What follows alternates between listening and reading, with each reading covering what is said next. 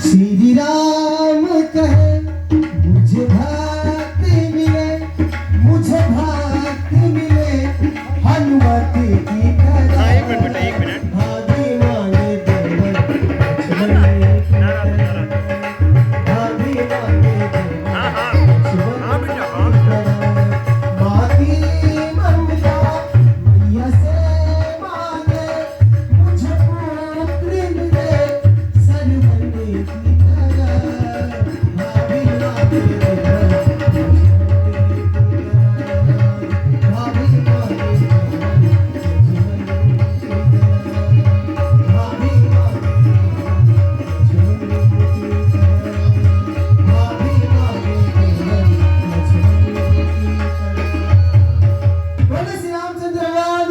जय।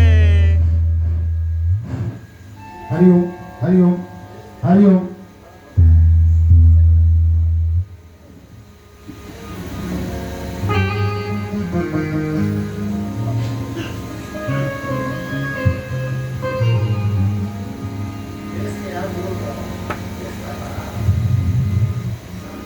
श्रीमद् भागवत सप्ताह ज्ञान यज्ञ के चौथे दिन के समारोह में आप सभी भागवतों को हार्दिक स्वागत करते हैं। हम रंगनाथ शर्मा मंचीय साज सज्जा को संवारने वाले सभी कलाकार उपस्थित हो रहे हैं और वर्षा में आप भीग जाएंगे तो सर्दी जुकाम हो जाएगा, लेकिन कथा सुधा की वर्षा में भीगने से आनंद की प्राप्ति होगी।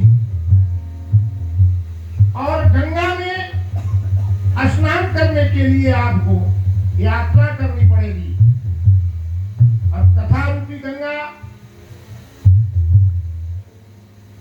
जहां बुलाएंगे वहीं चली आएगी। विशेषता तो यह है कि उस गंगा में स्नान करने के बाद क्या फल मिलेगा गारंटी नहीं है, लेकिन कथा रूपी गंगा में स्नान करने पर मज्जन फल पेखिए तत्काला, ये हमारी गोस्वामी जी की पंक्ति है। ऐसे इस कथा का रसपान करने के लिए मंचीय हमारे आचार्य महोदय कथा रूपी गंगा के माध्यम से धारा बहा रहे हैं। आप इस धारा में गोता लगाएं, यही हमारी मनोकामना है। तो आए, अब मंचीय व्यवस्था आपके सामने प्रारंभ हो रही है माल्यार्पण के साथ।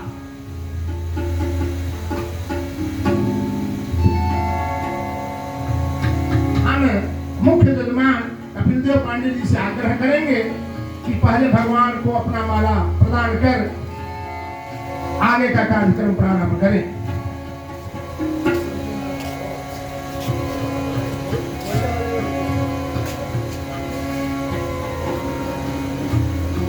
पुनः भागवत भगवान को भी माला प्रदान करें। अब हमारे आचार्य जी को इस पुष्पमाला से पहना कर उन्हें आशीर्वाद वचन दें।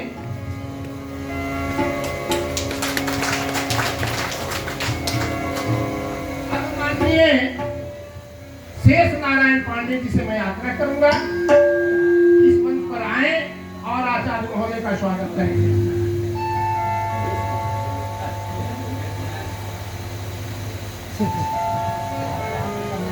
शेष नारायण पांडे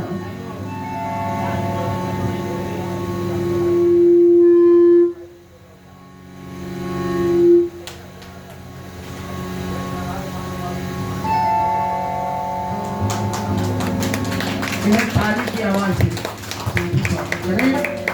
अब माननीय कुंदन पांडे जी से मैं आग्रह करूंगा आए।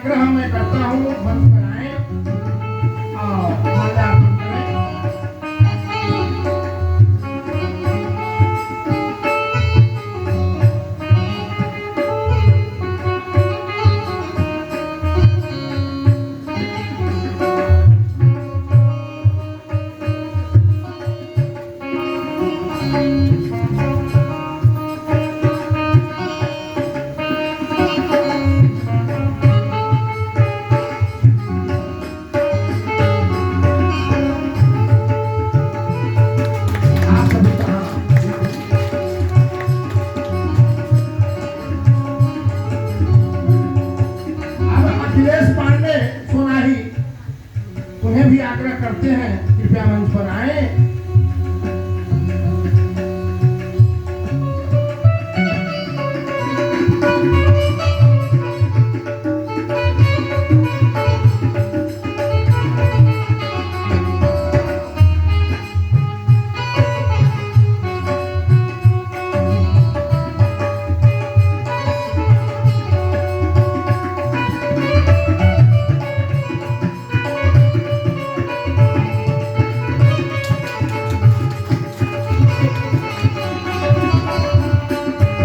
अरविंद पांडे से भी मैं आग्रह करूंगा, अरविंद पांडे आए।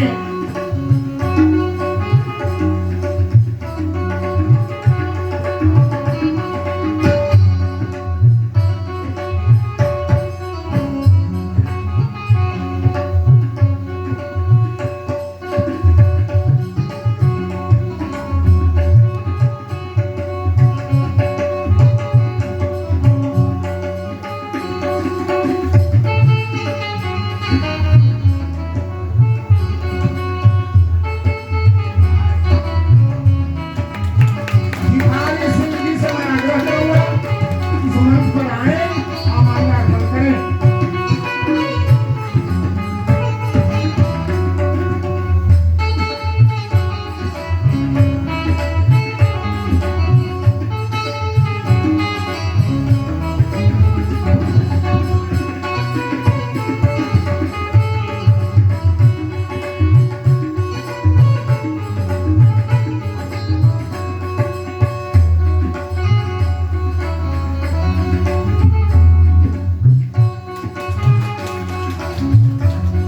अब मैं वीरेंद्र पांडे जी से आग्रह करता हूं कि आए।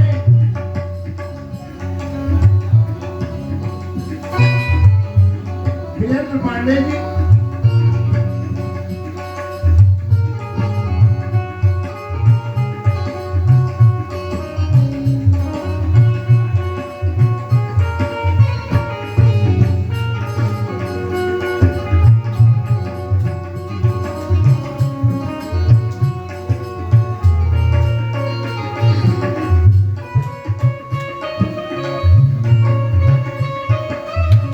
अपने ताली की आवाज से स्वागत करें।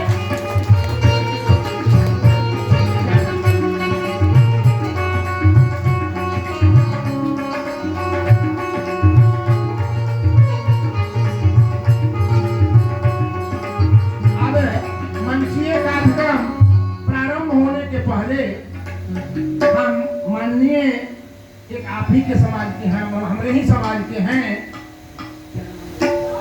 बाल गोविंद पांडे जी से मैं आग्रह करता हूं कि अपनी जो कुछ बातें रखनी है आए और पहले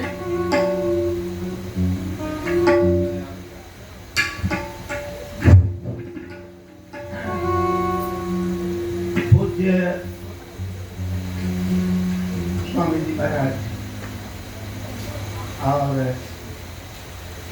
मंच के सभी लोग, मंच कार्यकर्ता और बात मित्री एवं हमारे गांव के सभी बूढ़ बुजुर्ग एवं हमारे सहयोगी, हमसे छोटे बच्चे, सबको आशीर्वाद, और गांव के जो भी बहू बेटियां हैं उनको भी आशीर्वाद।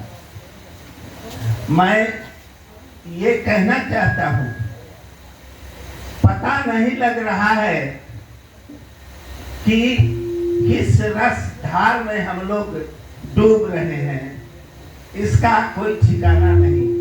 लगातार ये हम लोग की भाग्य की बात है कि लगातार हम लोग इस रस को लेते हुए आगे बढ़ रहे हैं और समय पता नहीं कैसे कट जा रहा है। हमें सबसे बड़ी खुशी है कि इसके पहले भी हमारे गुरु भाई ही इस आयोजन के रस देने वाले थे और यहाँ भी हमारे गुरु भाई उपस्थित होकर के हमें रस का पान करा रहे हैं। बड़ी खुशी है। बड़ी गांव के सभी बुजुर्ग बूढ़े या जवानों से आग्रह है कि ये कल बार बार ये कह रहे हैं कि हम जो कह रहे हैं, हमारी जो उक्ति है, उस पर मनन कीजिए। मनन करना बहुत जरूरी है। सुन करके इस कान से उस कान निकाल देना और फिर 1-2 रोज के बाद वही कर्मठ करना, ये तो कोई फल नहीं हुआ। इसलिए मैं आग्रह करूंगा कि इसका फल हर एक बच्चा को, हर एक बेटी को, हर एक बहू को, हर एक व्यक्ति को पड़े और हमारा गांव बराबर आगे बढ़ते रहे। आशीर्वाद हम लोग का रहे, ये स्वामी जी महाराज का, और ये बराबर हम लोग इनको याद करते रहें। रात में भी स्वप्न देखें तो यही देखें, दिन में भी स्वप्न देखें तो यही देखें। और इस तरह से हमारा जितना जो कर्म है, जितना जो पाप कर्म है, वो सब धुल गया है, धुलने जा रहा है। और जो बचा खोचा है, ये पुण्याहुति होते होते सब भूल जाएगा। सबसे बड़ी खुशी है कि हमारे घर के औरतें थोड़ा कनमनाती हैं, इसलिए कि वे कहती हैं कि तू रोज 10 बजे तक कथा सुनता जाऊंगा तो हम खाए बनाए। बड़ी मुश्किल की बात है। ये मजा देखिए, 10 बजे तक, 11 बजे तक हम लोग यहाँ मजा लें रसपान का, और उसके बाद भोजन पान महाप्रसाद का। यही चबैया है, चापते रहे और यहाँ से जाकर के जनानी को डपट के बोलिए कि हम लोग को खाने का इंतजाम भी वहाँ है। कितना बड़ा सुंदर है। ऐसे सब जगह नहीं व्यवस्था होता है जो यहाँ का व्यवस्था है। इसलिए हम लोग बड़ी खुशी है। एक बात और आग्रह करना है अंतिम में आप सबों को कि ये ध्यान रखें, ताली नहीं बजता है। ताली के लिए बार बार आग्रह कर रहे हैं वादक लोग कि ताली बजावें, लेकिन ताली नहीं, हाथ तो दोनों हम लोग पे बरकरार है। जवान भी है, बूढ़ा भी है, बच्चे भी हैं, औरतें भी हैं। और आप सबसे आग्रह है कि आप औरत की संख्या जरूर बढ़ावें। क्या कारण है कि औरत का संख्या कम हो रहा है? ऐसा बड़ा दुख की बात है। औरत जरूर आप आग्रह कीजिए, उन लोग को लाने का कोशिश कीजिए कि वो लोग भी बैठ करके इस तरह पान को ले और ले करके करें। आप सब एक बात और सुन लीजिए। सबसे पहले हनुमान जी के, हमारे आचार्य जी बैठे हुए हैं, अगर कुछ गलती भी बोलेंगे, हमारे हनुमान जी के नाम पर ये ताली बजता है। एक बड़े संत बोले हैं, प्रवचन में ही बोले थे, सत्संग में हम गए हुए थे, और वहां बोले कि बजरंग बली के नाम पर ही उनके काम को देखते हुए, उनके जो काम वो किए हैं उस काम को देखते हुए सबसे पहले ताली जो बजाया गया उन्हीं के नाम पर बजाया गया। इसलिए बजरंग बली के नाम पर ही आज दोनों हाथ निकाल करके, दोनों हाथ, जिसका हाथ बरकरार है, नहीं अगर निकालिएगा तो हाथ में रोग धर लेगा। सोच लीजिए, ये रसपान है, रसपान में हाथ निकाल करके खुल के ताली बजाना चाहिए, खुल के मुंह से बोलना चाहिए जयकारी कि और जहाँ तक हम लोग का आवाज जाए वहाँ के पाप नष्ट हो जाएं। बहुत लोग सोए हुए भी सोचते हैं कि मजा ले लें, सोए हुए के कान तक ये आवाज जाए, ऐसा मेरा आग्रह है। और यही कहकर मैं पानी का विराम देता हूँ।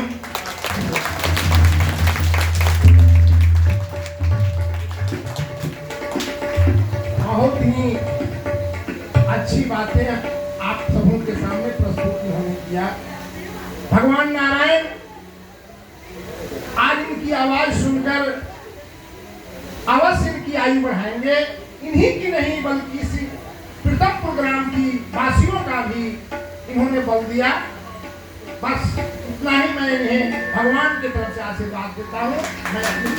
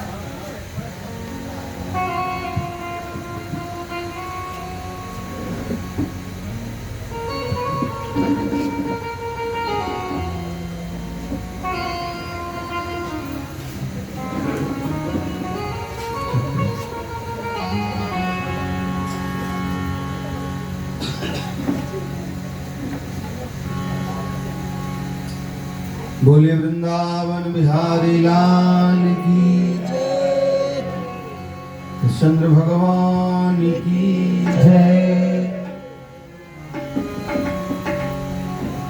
हरि ओम।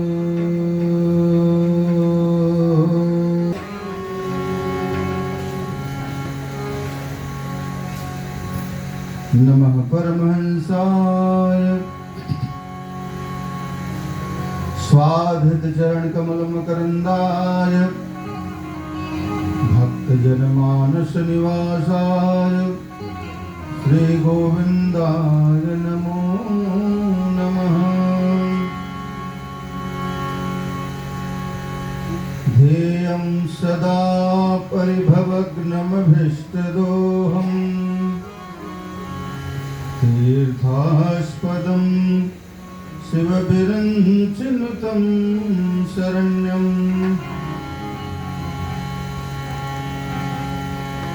भृत्यार्तिहं प्रणतपालभवाब्धिपोतं वन्दे महापुरुष ते चरणारविन्दम्।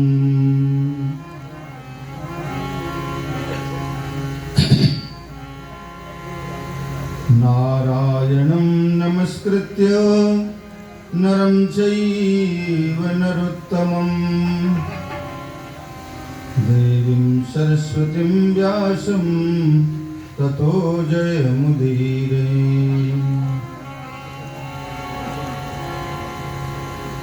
वरहापीडं नटवरवपुः कर्णयो कर्णिकारम् विवृतवासः कनककपिशं वैजयन्तीं जमाम्। रन्ध्रान् वेणोरधरसुधया पूरयन् गोपवृन्दैः वृन्दारण्यं स्वपदरमणं प्राविशद्गीतकीर्तिः। तपस्विनो दानपरायशस्विनो मनस्विनो मन्त्रविदः सुमङ्गला क्षेमं न विन्दन्ति विना यदर्पणम्। तस्मै सुभद्रश्रवसे नमो नमः। यं शैवासमुपासते शिवैति ब्रह्मेति वेदान्तिनो बौद्धा बुद्ध इति प्रमाणपटवः कर्तेति नैयायिका। अर्हन्नित्यथ जैनशासनरता कर्मेति मीमांसका सोऽयं नो विदधातु वाञ्छितफलम् त्रैलोक्यनाथो हरिः। त्रैलोक्यनाथो हरिः। वसुदेवसुतं देवं कंसचाणूरमर्दनं देवकी परमानन्दं कृष्णं वन्दे जगद्गुरुम्।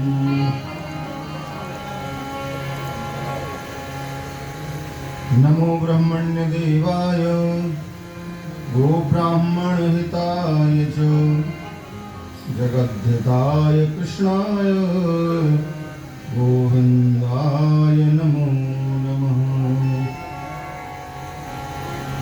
अतुलितबलधामं स्वर्णशैलाभदेहं धनुजवनकृशानं ज्ञानिनामाग्रगण्यम् सकलगुणनिधानं वानराणामधीशं रघुपतिप्रियभक्तं बाधजातं नमामि। आञ्जनेयमतिपाटलाननं काञ्चनाद्रिकमनीयविग्रहं पारिजाततरुमूलवासिनं भावयामि पवमाननन्दनम्। यत्र यत्र रघुनाथकीर्तनं तत्र तत्र कृतमस्तकाञ्जलिं बाष्पवारि परिपूर्णलोचनं मारुतिं नमत राक्षसान्तकम् मारुतिं नमत राक्षसान्तकम्। गङ्गातरङ्गरमणीयजटाकलापं गौरीनिरन्तरविभूषितवामभागं नारायणप्रियमनङ्गमदापहारं वाराणसीपुरपतिं भज विश्वनाथम् वाराणसीपुरपतिं भज विश्वनाथ। या देवी सर्वभूतेषु बुद्धिरूपेण संस्थिता नमस्तस्यै नमस्तस्यै नमस्तस्यै नमो नमः। या देवी सर्वभूतेषु वाणिरूपेण संस्थिता नमस्तस्यै नमस्तस्यै नमस्तस्यै नमो नमः। या देवी सर्वभूतेषु शक्तिरूपेण संस्थिता नमस्तस्यै नमस्तस्यै नमस्तस्यै नमो नमः। गौरांगं रश्मयं नित्यं रसाचार्यं रसोत्सुकं श्रीरामप्रपन्नदेवाख्यं सद्गुरुं प्रणमाम्यहं सद्गुरुं प्रणमाम्यहं। श्री गुरुचरण सरोज रज निज मन मुकुर सुधार बरनो रघुबर बिमल यश जो दायक फल चार। बुद्धिहीन तनु जानिके सुमिरा पवन कुमार बल बुद्धि विद्या देहु ही हरहु कलेश विकार। सियावर रामचंद्र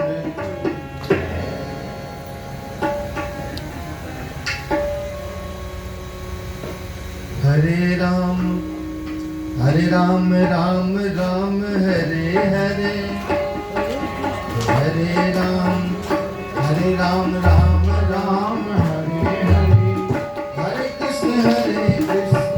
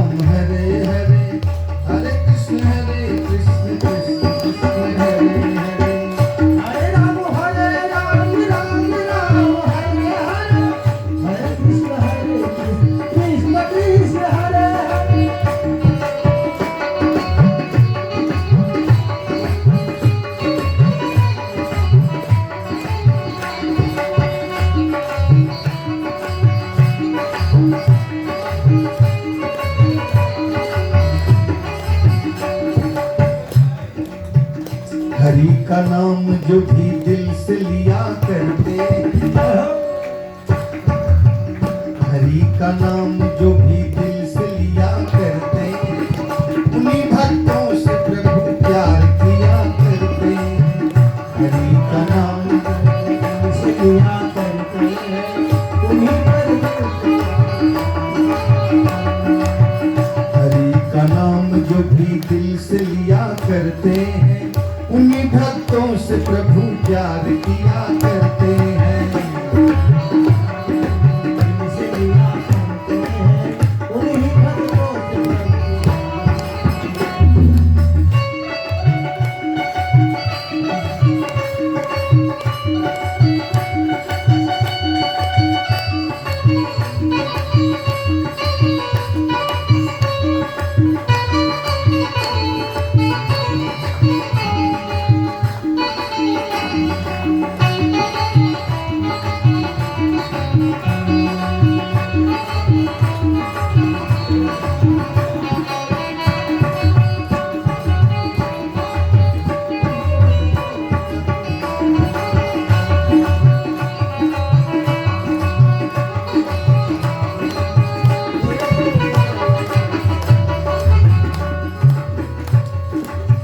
कहाँ भगवान कहाँ भक्त सुदामा देखो, कहाँ भगवान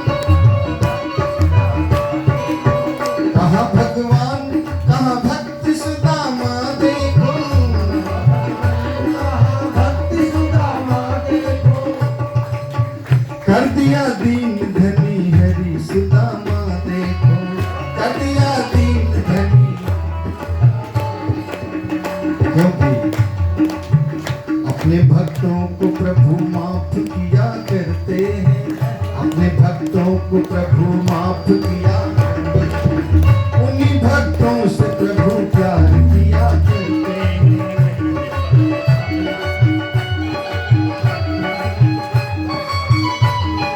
यहाँ से थोड़ा आगे रखते हैं साथ में।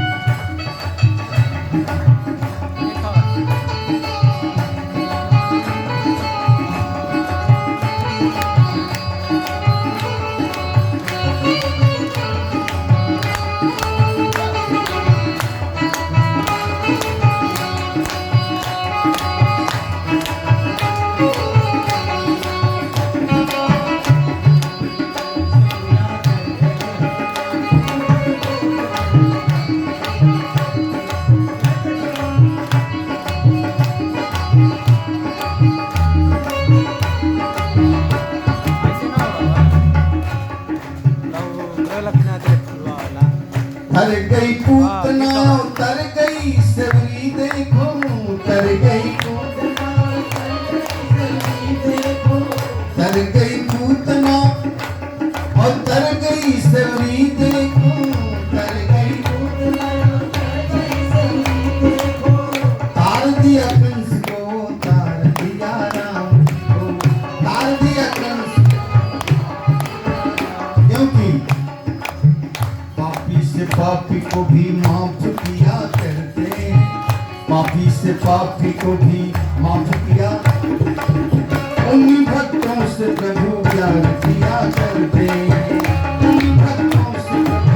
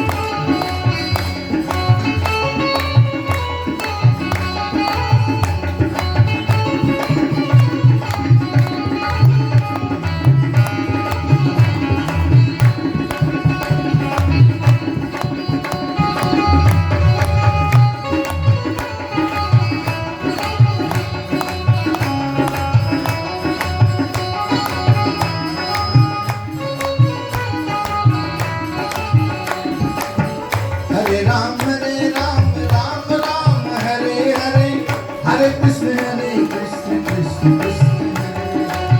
हरे राम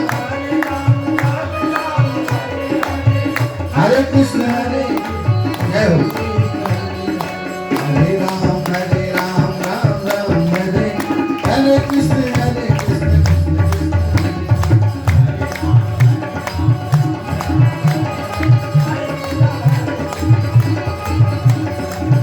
राम राम राम हरे हरे कृष्ण कृष्ण कृष्ण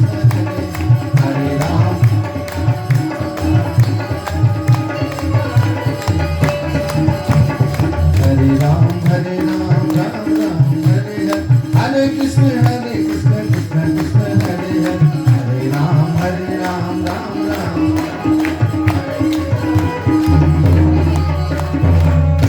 बोलिए वृंदावन बिहारी लाल की जय चंद्र भगवान की जय।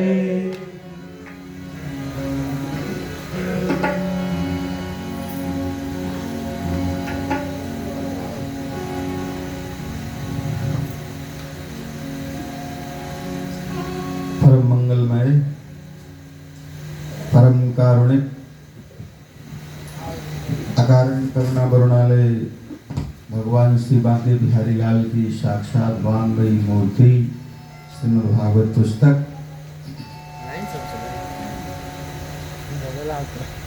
कथा के दिव्य श्रोता श्री हनुमंत लाल जी महाराज,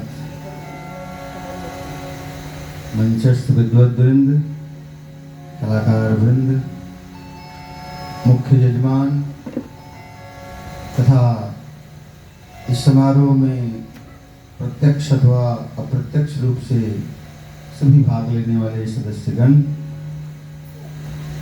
भगवत कथा रस रसिक श्रद्धालु सज्जन वृंद, श्रद्धामयी माताएं बहनें एवं हमारे विकसिक्षु पुष्पबल्लिका स्वरूप ग्वाल बाल मंडली,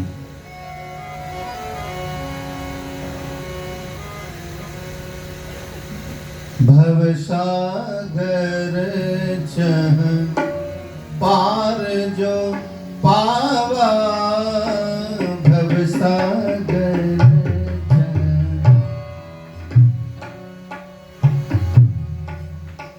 भवसागर चह पार जो पावा भवसागर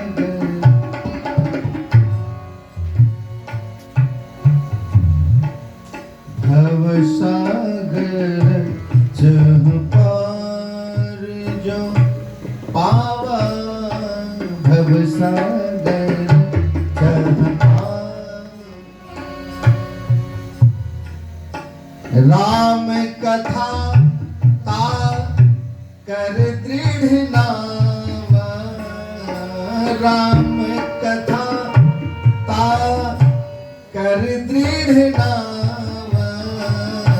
भवसागर जह पार जो पावा भवसागर जह पार जो पावा भवसागर।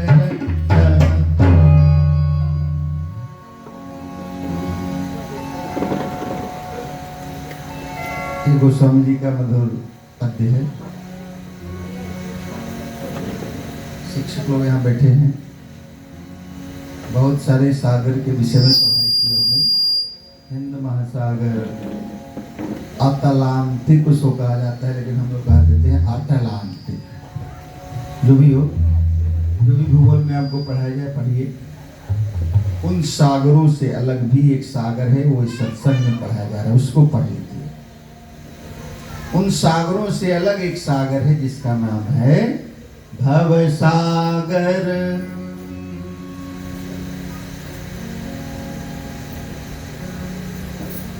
ये भव, इसको कहते हैं संसार को भव कहते हैं। ये भी एक सागर है और इससे भी हमको पार जाना है।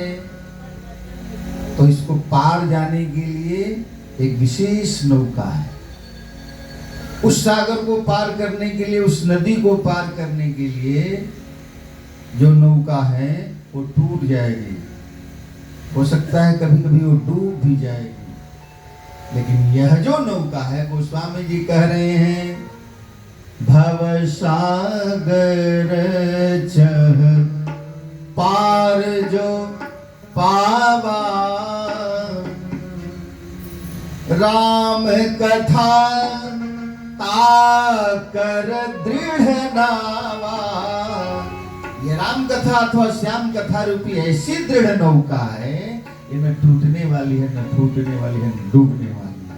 इस नौका पार अड़ू हो जाइए, बैठ जाइए, आराम से पार कर जाइएगा। बड़े मार्गे की बात गोस्वामी जी ने इसमें लिखी है। उन्होंने सागर का संबंध सागर की उपमा भाव से भी, संसार से। क्यों? देखिए भाई, संसार भुलाया हुआ है कहाँ? मन में। ये मन जो है ना, ये मन बड़ा बहुत कठोर है और इस मन के 3 बॉडीगार्ड हैं। कौन कौन? गीता में देखिए, काम ऐस, क्रोध ऐस, जिसको गोस्वामी जी भी लिख रहे हैं, तात 3 अति प्रबल खल। कौन कौन? काम, क्रोध और लोभ। ये मन के 3 बॉडीगार्ड हैं। कभी काम के तरफ खींच लेगा, कभी क्रोध के तरफ खींच लेगा, कभी लोभ के तरफ खींच लेगा। भजन में जाएंगे आप तो कहेंगे नहीं चलिए उधर चलिए, पहले उधर कुछ काम कर लेते हैं, इसके बाद वहां। तो 3 बॉडीगार्ड संसार में भटकने देते। मतलब ये भव का, संसार का संबंध मन से, और मन का संबंध चंद्रमा से।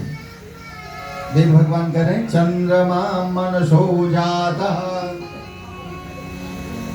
मन का संबंध चंद्रमा से, क्योंकि भगवान के मन से चंद्रमा की उत्पत्ति हुई है। ऐसे चंद्रमा तो समुद्र से उत्पत्ति हुई है, आगे की कथा में आज सुनाएंगे। तो चंद्रमा और सागर में कितना संबंध है? सागर से चंद्रमा की उत्पत्ति हुई है, तो सागर कौन हुआ? पिता, माता, जो भी कह लीजिए।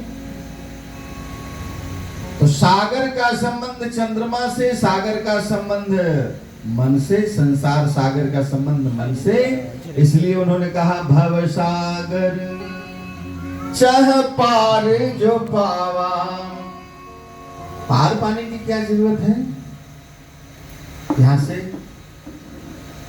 इसी संसार में रह जाए तो क्या दिक्कत? तो यहां रहना तो है नहीं।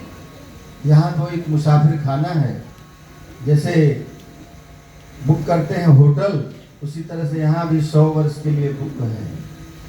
100 वर्ष के बाद यहाँ से किसी न किसी तरह से आपको जाना पड़ेगा, एक किराए का घर खाली करना पड़ेगा। तो आराम से जाएं, जिंदगी संवर जाए, जिंदगी सुधर जाए, और फिर हमें मृत्यु से कोई डर ना हो। हम लोग मरते रोज रोज, जैसे अभी हम लोग यहाँ कथा सुन रहे हैं, इससे पहले हम लोग कहीं और थे। उस क्षण को लौटा सकते हैं, और तो और छोड़िए, आप बचपन, आपका भी बचपन होगा कभी, कितना भी कीमत दे करके वो बचपन लौटाया जा सकता है। तो बचपन क्या हुआ?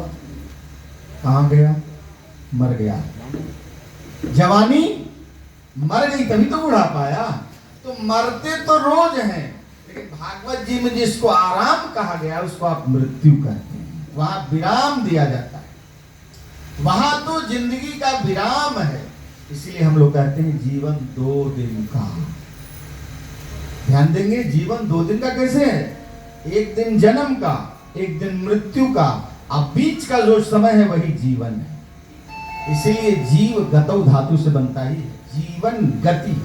साकेत में मैथिली शरण गुप्त लिख रहे हैं जीवन गति है, चलना ही जिंदगी है। गाना भी आप लोग सुनते हैं, जब तक चल रहा है, बोल रहा है, सुन रहा है, देख रहा है, खा रहा है, पी रहा है, उसी का नाम जीवन है। मतलब जीव है तो जीवन, आजीव न तो जीवन न। फिर 1 मिनट भी आपको कोई रखना नहीं पसंद करेगा, कितना भी कीमती आप क्यों ना हो, कलेक्टर कुछ भी हो, लेकिन 1 मिनट भी आपको कोई रखना बर्दाश्त नहीं करेगा। जल्दी करो, जल्दी पास करो, जल्दी ले जाओ यहाँ से, भगाओ।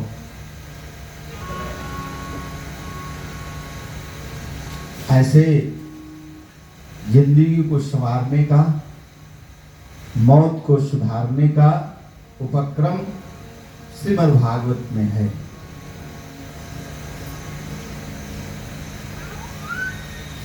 भागवत बन जाना चाहिए, यही प्रसंग चल रहा है। मुमुर्षुर वै को भागवत बन जाना चाहिए। और इसी क्रम में बहुत आगे कथा चल पड़ी। देवासुर संग्राम भी हो गया, देवता लोग विजयी भी हुए, श्रीहीन हो गए। दुर्वासा जी के श्राप से शुक्राचार्य जी कहे चढ़ाई हो गई, देवता लोग हार गए। भगवान की माया से भगवान ने कहा, प्रभु हम लोगों की रक्षा तो आपके हाथ में है। भगवान ने कहा एक काम करो, अही मूषक बधान्य हुआ। एक तरीका बताया मैत्री का। इस मैत्री का तरीका सीखना चाहिए जरूरत पड़ने पर। अही कहते हैं सांप, मूषक कहते हैं मूस को। एक पिटारे में सांप और मूस बंद था। सांप के पास तो बिल करने की क्षमता नहीं है, और चूहा की जिस किसी को भी काट सकता है। चूहा से कहा कि सुनो, हम बहुत गौ को मारे, ब्राह्मण को मारे, सब दांत हमारा टूट गया। अब हम सोच रहे हैं कि कुछ पुण्य करें, कुछ धर्म का काम करें। आज से हम दोनों मित्र हो गए। हम दोनों मित्र, अब तो हमको नहीं मारोगे? चूहा बोल रहा है, नहीं अब नहीं मारेंगे। तो मित्र बोलो क्या करना है? क्या इसमें एक छोटा सा छिद्र बनाओ। तो पिटारे में सांप के कहने पर चूहा छोटा सा छिद्र बना दिया। चूहा पार करना चाहे उसको रोक लिया, रुको तुम छोटे हो, पार कर जाओगे आराम से, पहले हमको पार कर। आराम से ऊपर पार गया सांप, और पार करके अपने स्टाइल में बैठ गया वहां। नीचे से चूहा बोल रहा, अरे यार ऐसे क्यों बैठे हो? कहा ये तो मेरी आदत है, आओ तुम आओ, हम लोग मित्र हो गए, कोई बात नहीं, आओ। जैसे ही ऊपर चूहा गया, तप ने मुंह में ले लिया सांप को। सांप ने चूहा मुंह में गया हुआ चूहा सांप से कह रहा, क्यों मित्रता कहाँ गई? कहा मित्रता तो पिटारे के अंदर तक थी, बाहर भी मित्रता कर लेंगे, घोड़ा घास से मैत्री कर लेगा तो खाएगा क्या? तो अही मूषक बधान्य, अही सांप और चूहे में जैसी मित्रता हुई है, ऐसी मित्रता तुम लोग भी कर लो। भगवान ने देवताओं को समझाया, समझ गए देवता लोग। मित्रता का प्रस्ताव हुआ, शुक्राचार्य जी के पास गया, सारे दैत्य लोग लेकर गए, महाराज देवता लोग मित्रता करने आए हैं, क्या करें? किस बात की मित्रता? कह रहे हैं कि हम दोनों मिल करके समुद्र का मंथन करेंगे, समुद्र से दिव्य दिव्य वस्तु निकालेंगे। शुक्राचार्य जी ने कहा ठीक है, करो मंथन, ध्यान रहे अमृत अपने हाथ में आना चाहिए, चाहे जो भी हो। जैसे भी अमृत को अपने कैद में कर लेना है, क्योंकि देवता तो इस समय बलहीन हो चुके हैं। जैसे करोगे वैसे वो लोग मान जाएंगे, छीन लेना। और इसी पर मित्रता हो गई। भगवान ने कहा था, देखो दैत्य लोग उल्टी खोपड़ी वाले होते हैं। उल्टी खोपड़ी वाले मतलब इनको रंग मत पड़ाइएगा, जरूर पड़ा है, अपनी गमछी मत फेंकिएगा, फेंक देंगे। ये उल्टी खोपड़ी वाले का काम है। इसका मतलब क्या, हम नहीं समझे प्रभु का ये कि इसमें मथानी बनाई जाएगी तो मंदराचल पर्वत की, लेकिन रस्सी का काम करेंगे वासुकी नाग। तो उनमें तो सांस में भी विष है, मुख की तरफ लगोगे तो सब लोग नशे में आ जाओगे, होश नहीं रहेगा। तो सबसे पहले तुम लोग मुख की तरफ जाना, तो समझेगा कि हमको निकृष्ट समझाए, हमको पूंछ की तरफ दे रहा है, अपने मुख की तरफ जाए। ये है राम और कृष्ण की राजनीति। नेताओं को भागवत पढ़नी चाहिए और कृष्ण और राम की राजनीति करनी चाहिए।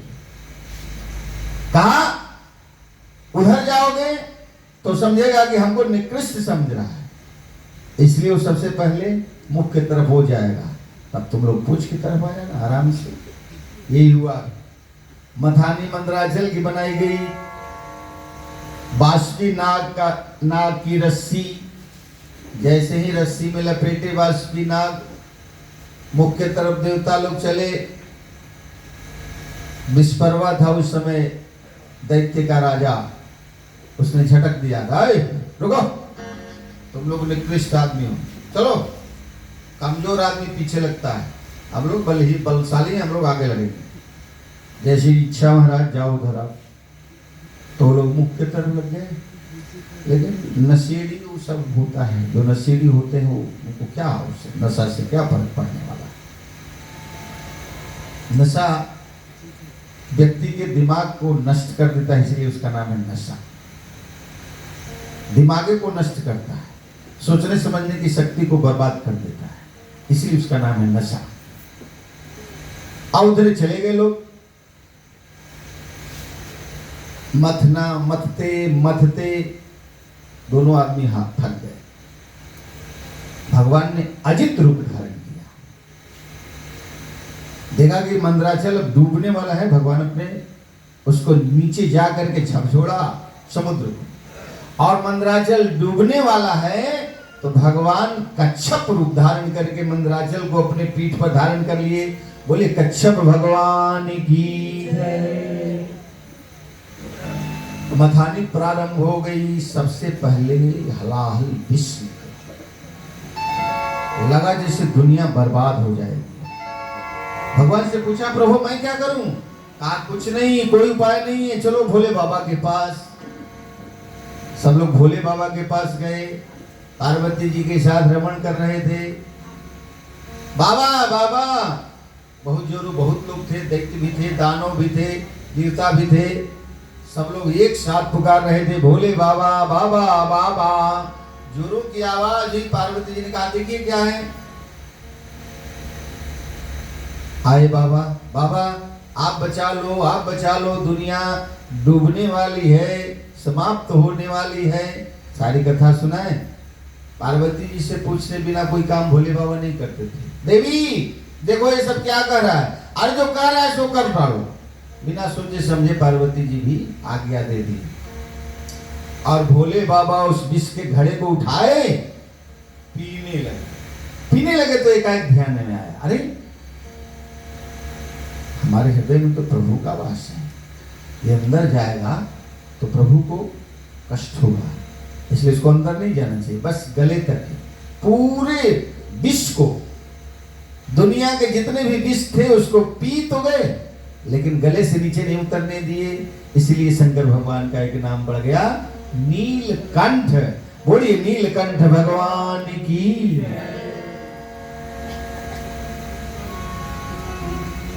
रामेश्वरम की रचना हो रही थी, पुल का निर्माण हो गया, और लिंग थाप विधिवत करी पूजा, शिव समान मुहि और न दूजा। ऐसा करने के बाद मंदिर का निर्माण हो गया, लिंग का निर्माण हो गया, तो हनुमंत लाल जी ने कहा, प्रभु इसका नामकरण कीजिए।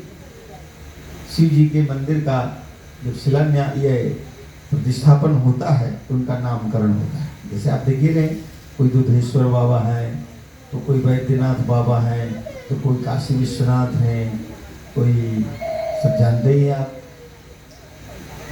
इनका का नाम क्या होगा? हनुमंतलाल जी ने पूछा, प्रभु इनका नामकरण कीजिए, तो नामकरण हुआ रामेश्वरम। हनुमंतलाल जी ने कहा, इसका अर्थ क्या है? अर्थ, हाँ अर्थ बताइए। रामस्य ईश्वरः ज, जो राम का ईश्वर है, ऐसा जैसे अर्थ लगाए ना।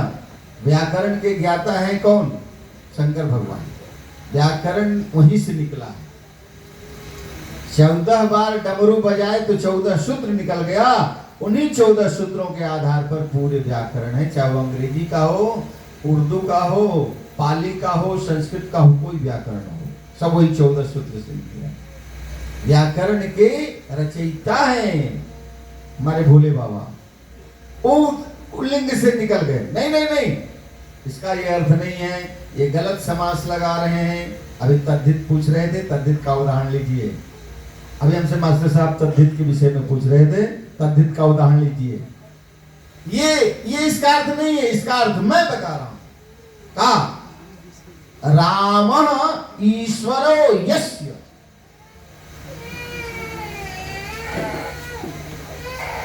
लिंग से निकलने वाले भोले बाबा ये अर्थ कर रहे हैं, राम जिनके ईश्वर हैं, वो कह रहे हैं राम के जो ईश्वर हैं, ये कह रहे हैं राम जिनके ईश्वर हैं।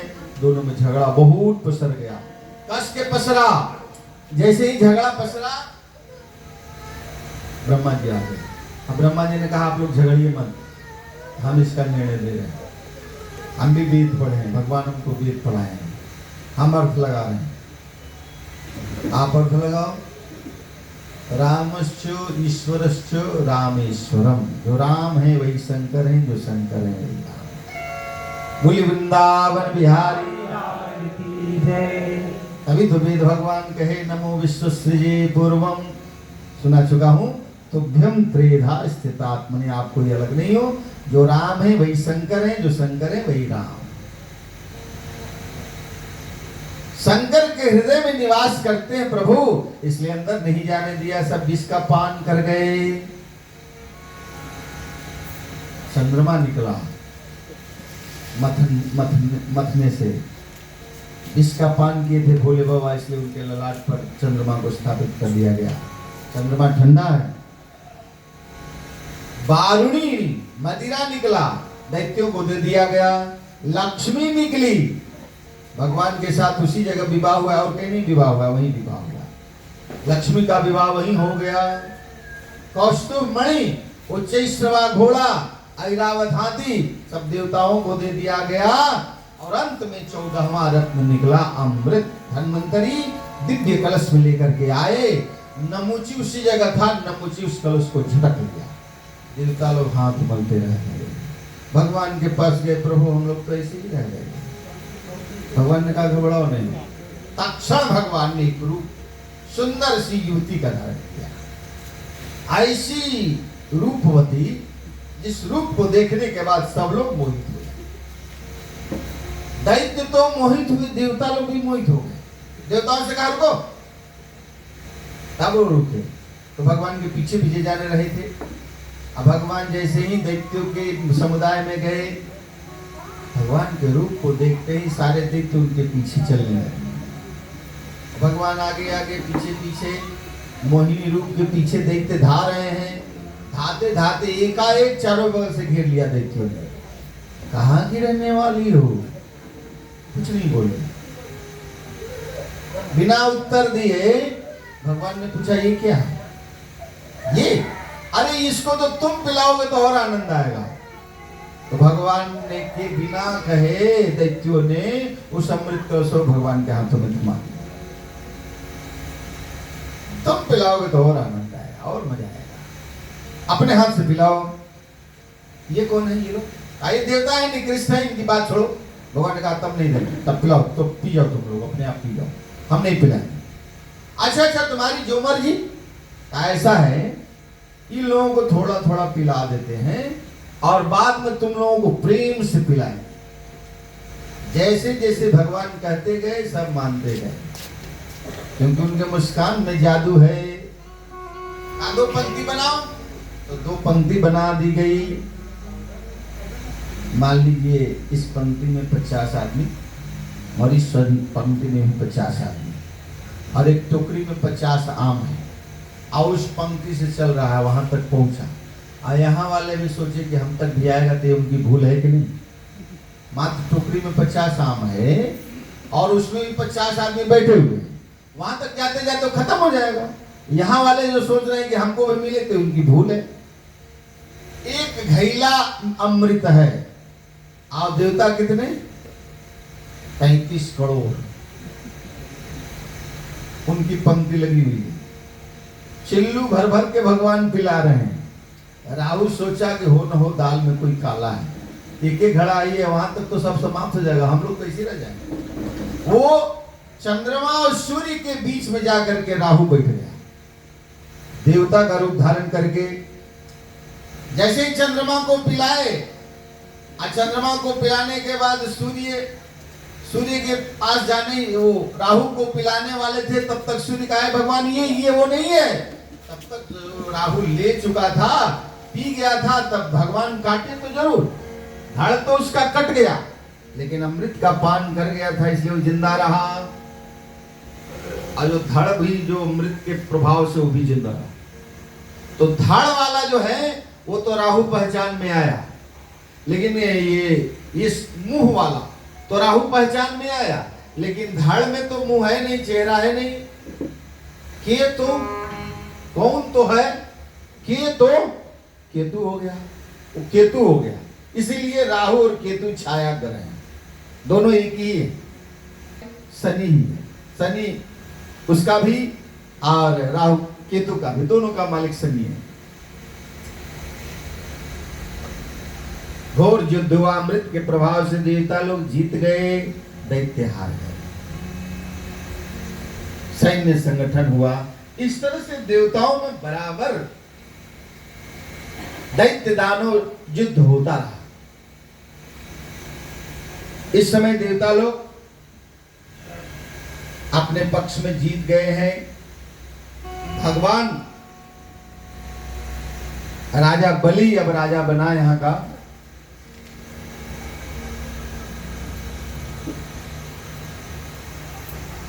समझौता हो चुका है, ये चीन भारत में समझौता हुआ है, उसी तरह से दोनों पक्ष में समझौता है। भाई अब झगड़ा वगड़ा नहीं होगा, आराम से आप लोग रहिए। बलि राजा बलि जब हिरण्याक्ष का वध हुआ था, तो हिरण्यकश्यपु जब आया राज बना, तब उसने पता लगाया कि हमारे भाई को मारने वाला कौन है। अब देवताओं का जो गुरु है विष्णु, वही आपके भाई को मारा है बराह रूप धारण करके। हिरण्यकश्यपु को अब विरोध यहां से इतना उपजा, को तो भगाया सो भगाया, कहा कि विष्णु को मारेंगे। देवता लोग तो बेचारे कहीं कहीं जाकर के छिप गए, कहा कि विष्णु को भी जिंदा नहीं रहने देंगे, उसी को मारेंगे तो सब देवता फिर हमारे अधीन हो जाएंगे। शुक्राचार्य जी ने कहा विष्णु कोई घास मूली है, मार डालोगे? विष्णु को मारना है तो तप बल लाओ। तप, जब तक तपस्या का बल नहीं होगा तब तक उससे लड़ाई नहीं ली जा सकती। इसका तप करें, आप ब्रह्मा से का तप करो, अमर का वरदान पाओ, अमरत्व को प्राप्त कर लो, तब उससे झगड़ा करो। तो ब्रह्मा का वरदान, ब्रह्मा का तपस्या करने के लिए हिरण्यकश्यपु एक पर्वत पर गया। देवताओं को मालूम हुआ, देवताओं ने कहा महाराज उसकी तपस्या किसी भी तरह से भंग होनी चाहिए। षड्यंत्रकारी देवता कम नहीं थे। गुरुदेव से कहा गुरुदेव उसकी तपस्या किसी भी तरह से भंग होनी चाहिए, तो आप कुछ उपाय करो। तो गुरु बृहस्पति सुग्गे का रूप धारण किया। आज जिस पर्वत पर गया था हिरण्यकश्यपु तपस्या करने, उसी पर्वत पर राधे श्याम राधे श्याम राधे श्याम राधे श्याम गाने लगे सुग्गा। और उसको राधे श्याम के शब्दों से बड़ा नफरत था। एक बनारस में मंदिर है घंटाकर्ण, जाइएगा वहां का इतिहास जानिएगा। तो एक राक्षस हुआ करता था घंटाकर्ण, और जहां जहां भगवान के शब्द का उच्चारण होता था वो अपने कान में घंटा बांधता था, घंटवा हिला देता था ताकि वो कनवा में हमारा शब्द वह सुनाई न दे। उसी तरह से था हिरण्यकश्यप भी। भगवान का शब्द किसी भी तरह से हमारे कान में न जाता था तो उसको बहुत नफरत होता। जैसे ही राधे श्याम का उच्चारण हुआ कान उसका फटने लगा। बैठे बस सुग्गा रूपधारी गुरु बृहस्पति राधे श्याम गाने लगे। वो गाने लगे, ये भड़कने लगे और ऐसा हुआ कि अंत में वहां से छोड़ के चल दिया, नहीं करेंगे तपस्या। पत्नी से कह के गया था हिरण्यकश्यप कि आएंगे, हो सकता है हजारों वर्ष लग जाए, तपस्या तो हजारों वर्ष की होती है, चिंता मत करना। अब गया उसी रात्रि को चला है। पत्नी पूछी क्यों, ऐसा क्यों हुआ, ऐसा कैसे हुआ, क्या कहें। गए थे, जैसे ही बैठे वैसे ही जिसे हमको नफरत है राधे श्याम। किससे आपको बैर है? अरे वही जो किसी को कोई केशव कहता है, कोई दामोदर कहता है, कोई गोविंद कहता है, कोई गोपाल कहता है। इस तरह से हिरण्यकश्यप की पत्नी कयाधु हिरण्यकश्यप से भगवान का नाम जबरदस्ती 108 बार लिवा ली। रात्रि का समय है, दोनों सो रहे हैं। काम वासना से प्रसिद्ध है हिरण्यकश्यप। जब प्रसिद्ध होता था कयाधु इसी ताव में उससे भगवान का उच्चारण करवाती थी। ऐसे करते करते 108 बार नाम लिवाई और तब उसके बाद जब गर्भाधान हुआ उस रात का ही गर्भ ठहर गया। कयाधु के गर्भ में जीव पलने लगा और फिर ये तपस्या करने पुनः चला गया हिरण्यकश्यप। और देवताओं को पता चला हिरण्यकश्यप की जो पत्नी है उसके गर्भ में भी एक हिरण्यकश्यप पल रहा है। तो एक हिरण्यकश्यप से तो हम लोग इतने परेशान हैं, ये दूसरा आ जाएगा तो क्या होगा, इसलिए उसको मार देना चाहिए। समय पा करके कयाधु का अपहरण कर लिया देवताओं ने और ले चलो उसको मारने के लिए। वो तो संयोग था कि नारद जी आ गए। नारद जी देखे कि महाराज आप लोग क्या कर रहे हैं इसको, कहा हम इसको मारेंगे। क्यों? क्योंकि इसके गर्भ में, कयाधु के गर्भ में हिरण्यकश्यप पल रहा है। ये कैसे जानते हैं कि वो बच्चा भी हिरण्यकश्यप होगा? वो बाप इतना उग्रवादी है तो बेटा कैसा होगा? कोई जरूरी नहीं है, ये तो समय का प्रभाव है। जीव जिस घड़ी जिस समय आता है उस घड़ी का संस्कार इसमें होता है, इसलिए गर्भाधान का भी समय है। न्याय है कैसे? भगवान नाम संकीर्तन के बाद आए हैं। नारद जी जानते थे। नारद जी ने देवताओं को कहा यदि तुम इस अबला को मार डालोगे तो तुम और दैत्यों में क्या अंतर? अबला की हत्या तो इसी जघन्य अपराध है और तुम अबला को मारने जा रहे हो, स्त्री की हत्या करने जा रहे हो। हम नहीं करने देंगे, तो हम इसको अपने आश्रम में ले जाएंगे। और कयाधु को आश्रम में ले गए, देवताओं से छुड़वा करके आश्रम में रखने लगे। सुखदेव जी परीक्षित को सुना रहे कथा, बड़ा बढ़िया एक मंत्र भी है इसी प्रसंग में। परीक्षित राजन सुनो, इस मंत्र को हम लोगों को भी ध्यान देना चाहिए। जितासनो जित संगो जित मनो जितेंद्रिया, ऐसे समझिए इसको। आसन पर बैठ जाओ तो बैठ जाओ, जीत लो, आसन को जीत लो। पढ़ने बैठ गए, जब तक चैप्टर पूरा नहीं हुआ तो बैठे हैं। आसन को जीतना चाहिए, ये नहीं कि थोड़ी देर में उठे ये करने लगे वो करने लगे, नहीं। जितासनो, आसन को जीतो। और दूसरा जित संगो, संगति को जीतना चाहिए, बड़ा प्रभाव होता है उससे। एक साधु के पास 2 सुग्गा था, लाया वो कहीं से, एक सुग्गा को पढ़ाने लगा, पढ़ो राधे श्याम राधे श्याम राधे श्याम। सुग्गा तो बहुत पढ़ता है महाराज, कहीं कहीं तो ऐसा देखे हैं कि पूछ देता है क्या नाम है, क्या नाम है, बोलो बोलो बोलो बोलो। वो सुग्गा पढ़ने लगा राधे श्याम राधे श्याम राधे श्याम। दूसरे सुग्गे से भी साधु बाबा बोले बोलो पढ़ो राधे श्याम राधे श्याम। तो सुग्गा राधे श्याम नहीं बोला, वो बोल रहा है मारो काटो मारो काटो मारो काटो।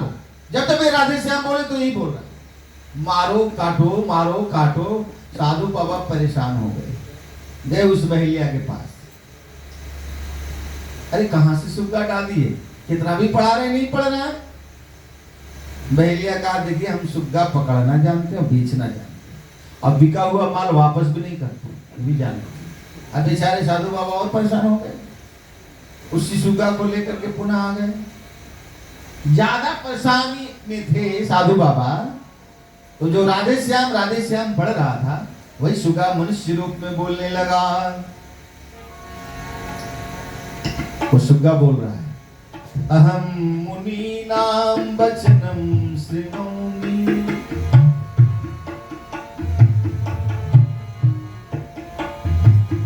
अहम मुनीनाम वचनम शृणोमि,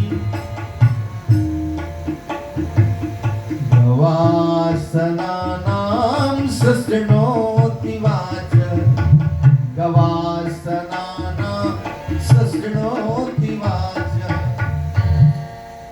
अहम मुनीनां वचनं शृणोमि। ये साधु बाबा हम मुनियों के आश्रम में रहते थे, तो उनका वचन सुनते थे।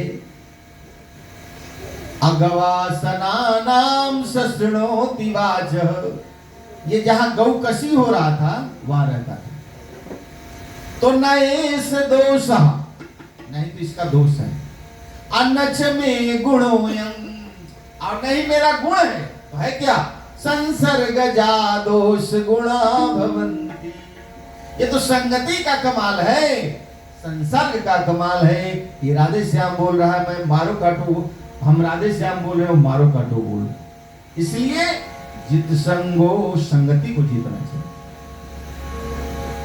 अजित मनो, ये मन बड़ा कठोर है। गोस्वामी जी से पूछा गया कि आपका मन कैसा है, तो गोस्वामी जी अपने ही मन को डांट रहे हैं। पायीन के ही गति पतित पावन, राम भज सुनु सठ मन,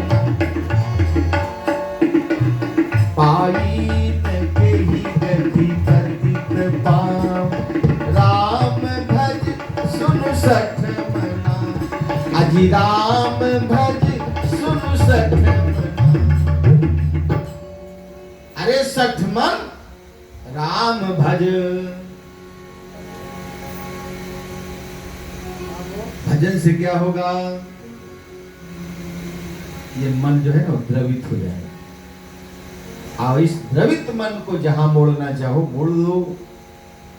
इसलिए इस मन को द्रवित करने के सत्संग में आए, और सत्संग में जाने के बाद वो मोड़ा जहां मोड़ना चाहो मोड़ दे। इसलिए मन को जीतने के लिए संगति करनी चाहिए, अच्छी संगति। तो जित मनो अजितेंद्रियः,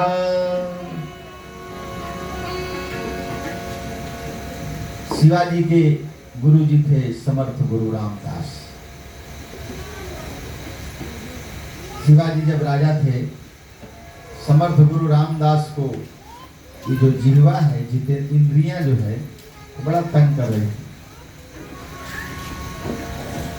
बाबा कह रहे थे जिह्वे राम नाम रस पीले, जिह्वे राम नाम रस पीले, जिह्वे राम नाम रस। बाबा कह रहे हैं जीवा से जिह्वे राम नाम रस पीले,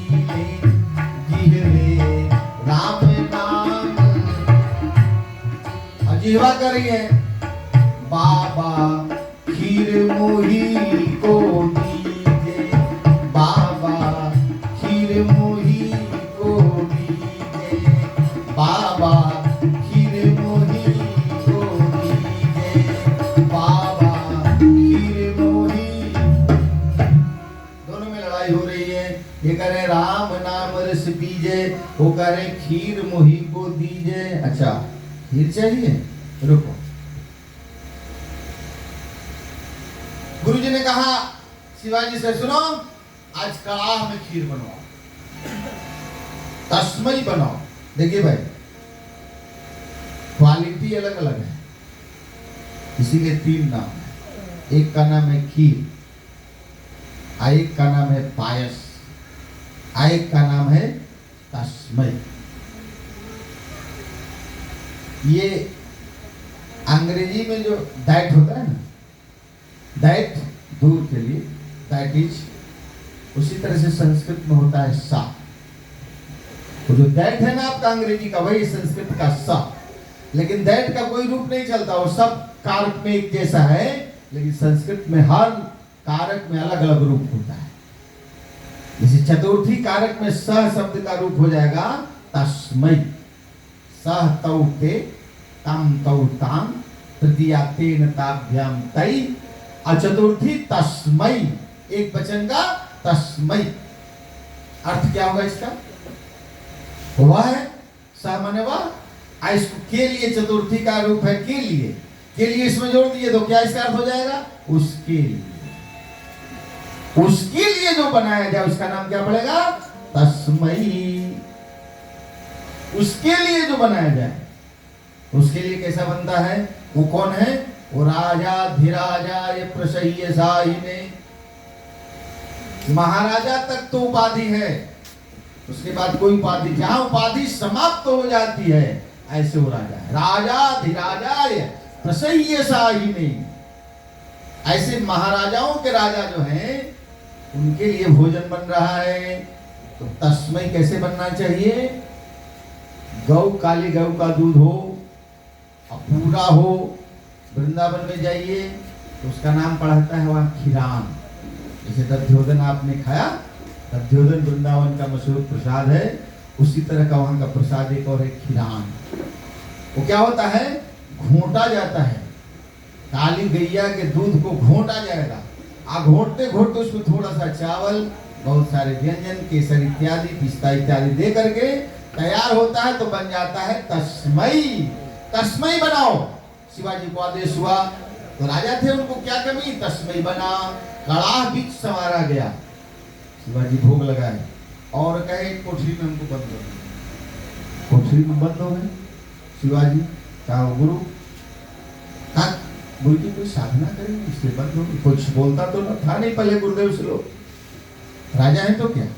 जैसे जैसे आदेश करते गए वैसा हुआ, रूम में बंद कर दिया गया। और जीवे से लड़ाई, जीवा जो कह रही थी बाबा खीर मोही को दीजे, खीर चाहिए तो खीर खाने लगे। जैसे मान लीजिए आपको रसगुल्ला खाने का मन है, तो ज्यादा से ज्यादा खाएंगे तो 10 खाएंगे या 20 खा सकते हैं। हो सकता है कोई मेडल लेने वाला हो 50 भी खा सकता है। लेकिन मान लेते हैं कि 60वां खाना हो तो क्या होगा? 50 खाने के बाद भी कहा जाएगा अब खाओ, तो क्या होगा? जो अंदर गया वो भी बाहर आ जाएगा। यही हुआ वहां भी। आप जैसे ही खीर खाए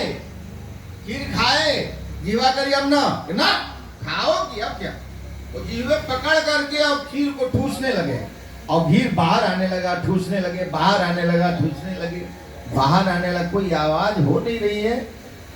शिवाजी सोच रहे हैं गुरु जी कौन सी साधना कर रहे हैं। जब नली से खीर की धारा बही, कोई आवाज नहीं, वो पानी गिरते गिरते तो गुरु जी बेहोश हो गए। और जब धारा बही कोई आवाज नहीं, तो किवाड़ी को तोड़ा गया। देखिए लकड़ी बने गुरुदेव पड़े हुए हैं, इलाज हुआ।